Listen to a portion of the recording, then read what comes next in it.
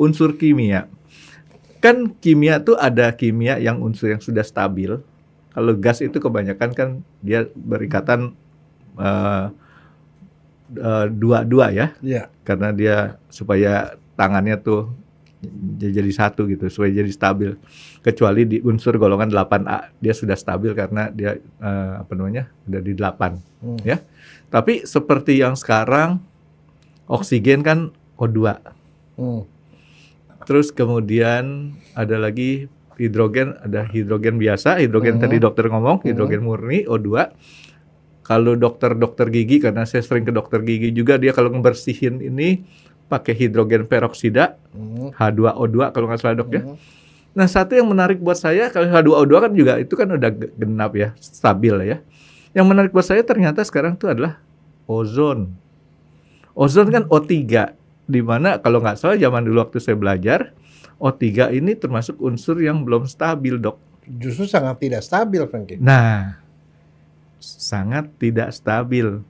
Kok dipakai gitu dok? Nah, saya mau ngedengar penjelasan dokter Jaya dulu. Tapi nanti dokter jangan lupa ya. Apaan? Ajak CS-nya dokter Jaya tuh yang istilahnya ngomongnya lebih rame gitu dok. Dengan catatan dia cepet kasih waktu ke kita. Iya.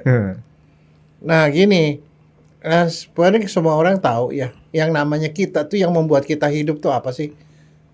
Dua hal yang membuat kita hidup. Satu itu gizi, yang kedua oksigen. Wah, dokter salah dok.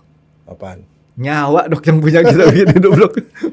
Tapi kalau nggak ada duanya nggak bisa, Franky. Karena kenapa? Badan kita bisa bergerak, mesin badan kita nih bisa bergerak tuh kalau ada makanan yang bisa dibakar dan oksigen untuk membakar. Jadi pembakaran di badan kita menghasilkan energi itu dari oksigen. Jadi makanan yang kita makan dibakar sama oksigen menghasilkan energi itu yang membuat kita bisa bekerja. Oksigen dan bahan yang dibakar.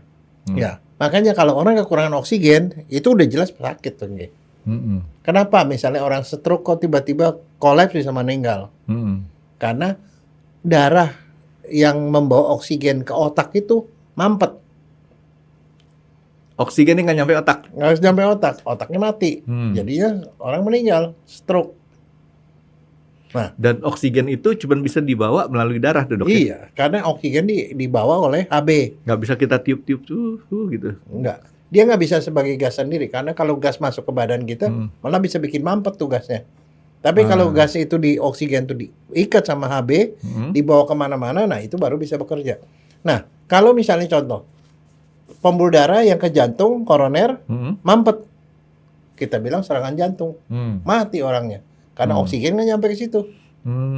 Nah, tahu orang HNP, pinggangnya sakit, sampai jalan pincang-pincang nggak bisa jalan, ya karena darah yang ke otot di pinggang mampet, oksigen nggak terjadi, dia sakit, nggak bisa jalan, Pengki. Jadi oksigen itu sangat penting, makanya kalau ke rumah sakit, kalau orang sakit asma, pertama kali dilakukan oksigen, serangan jantung pasang oksigen, stroke pasang oksigen.